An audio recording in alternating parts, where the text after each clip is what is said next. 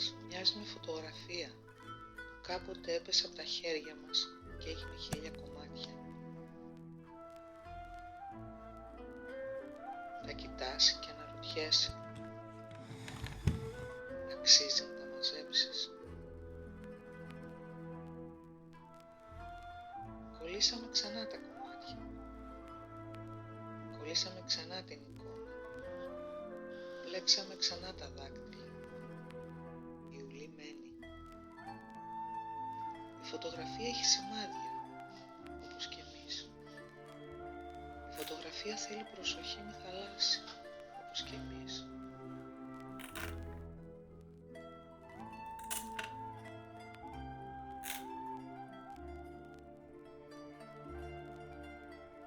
Αλλά η φωτογραφία είναι πολύτιμη, μοναδική, όπως και εμείς.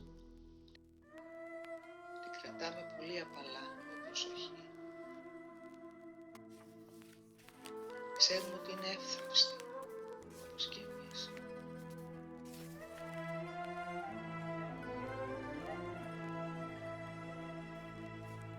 Ξαναβρήκε τη θέση της στο άκρο του ήλιου,